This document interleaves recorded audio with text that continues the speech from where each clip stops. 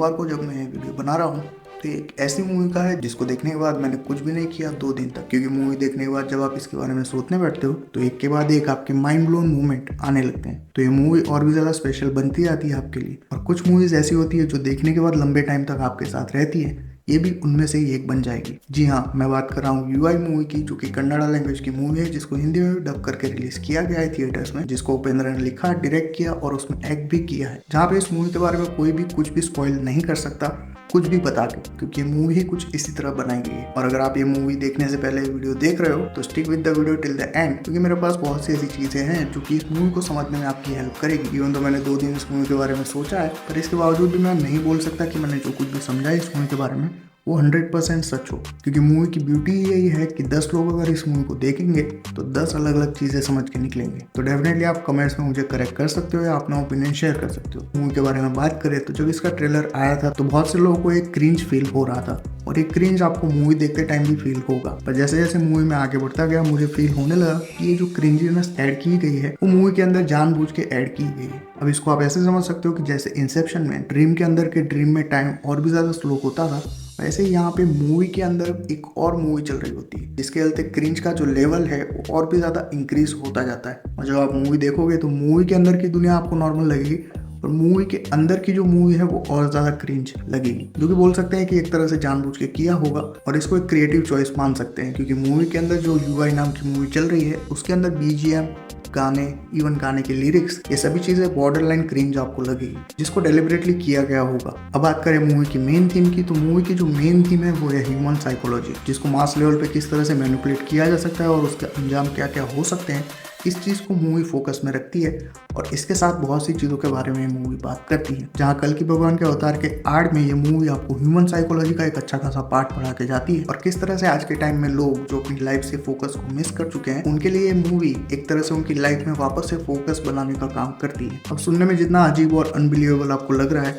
Movie के अंदर भी कुछ ऐसा ही दिखाया गया है, जहाँ कुछ लोगों को मूवी के अंदर यूआई नाम की ये जो मूवी है उसे देखने के बाद अपनी लाइफ में फोकस मिल जाता है, पर ज़्यादातर लोगों को नहीं मिल पाता। और मूवी में बार बार बताया भी जाता है कि आपकी रियलिटी आपके सामने रखी जा रही है। और इस चीज़ को मैं एक छोटे से एग्जांपल से समझाना चाहूँगा। जहाँ हम सब जब इंस्टाग्राम चला रहे होते हैं तो हम सब जानते हैं कि कहीं ना कहीं हम स्क्रॉल करते हुए अपने टाइम को वेस्ट कर चुके हैं। और जब तक हम इस चीज़ को रियलाइज़ करते हैं तब तक आधा घंटा या 1 घंटा बीत चुका होता है, जो कि जानते हम सब है, पर फिर भी हम उस चीज़ को बार बार दोहराते रहते हैं। कहीं ना कहीं ये मूवी उन सभी चीज़ों को हमारे सामने रखती है जो कि हम डेली लाइफ में फेस कर रहे हैं या हमारे साथ हो रही है। जहाँ पे ये तो एक छोटा सा एग्जाम्पल है, पर मास लेवल पे किस तरह से जाति और धर्म के नाम पे पॉलिटिशियंस लोगों का फायदा उठाते हैं, उससे क्या क्या चीज़ें हो सकती है। और अगर इसी तरह से चीज़ें चलती रही तो डिस्टोपियन फ्यूचर कैसा होगा, इसकी भी एक अच्छी खासी झलक आपको देखने को मिल जाती है। और इसको बहुत ही अच्छी तरीके से एक सीन के थ्रू दिखाया गया है, जो कि मुझे एआईबी के ऑनेस्ट सीरीज की याद दिला गया, जहाँ पे उपेंद्र का कैरेक्टर एक प्रेस कॉन्फ्रेंस कर रहा होता है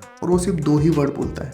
जाति धर्म, जाति धर्म। और इन्हीं दोनों वर्ड्स को रिपीटेटिव मोड पे बोलता जाता है और लोगों के बीच में आक्रोश बढ़ता जाता है। एक तरह से आज की सोसाइटी में बहुत सी जगह पे जो चीज़ें हो रही है उसको रिफ्लेक्ट करता है। अब मूवी में ये जो चीज़ है ये तो आखिरी के 30 या 40 मिनट के अंदर ज़्यादा प्रोमिनेंट तरीके से दिखाई जाती है, पर इसके पहले मूवी बहुत सी चीज़ों के ऊपर बात करती है, जो कि एडम और ईव की कहानी से शुरू होती है, जब उनको एप्पल ना खाने की हिदायत दी गई थी और फिर भी उन्होंने एप्पल को खाया। और यहीं से सृष्टि का सर्जन होना शुरू हुआ, जो कि ये दिखाता है कि ह्यूमंस एक सुपीरियर एनिमल है जिसके पास डिसीजन लेने की ताकत है, और सोचने और डिसीजन लेने की जो एबिलिटी है यही एक तरह से रीजन भी है सोसाइटी के अंदर फैली हुई मोस्ट ऑफ द नेगेटिविटी का। जहाँ ह्यूमंस ने अर्थ के ऊपर किस तरह से अत्याचार करके अपनी फैसिलिटीज बिल्ड की है, इसके ऊपर भी यह मूवी थोड़ा बहुत बात करती है। और एक अच्छा खासा सीक्वेंस इस बारे में भी आपको बताया जाता है कि हर इंसान के अंदर अच्छे और बुरे दोनों ही डिसीजन लेने की ताकत है, और कहीं ना कहीं उसके माइंड के अंदर की नेगेटिविटी जो है या पहले के जो परसेप्शंस बने हुए हैं उसके चलते उसकी अच्छाई कहीं ना कहीं दिमाग में ही रह जाती है और दिमाग से बाहर नहीं आ पाती, जिसको उपेंद्र के डबल रोल के थ्रू समझाया गया है, जो कि जुड़वा भाई भी होते हैं। जहाँ सत्या एक तरह से बहुत ही आइडियल कैरेक्टर दिखाया गया है, जिसको लिटरली एक माइंड जैसी गुफा के अंदर कैद करके रखा जाता है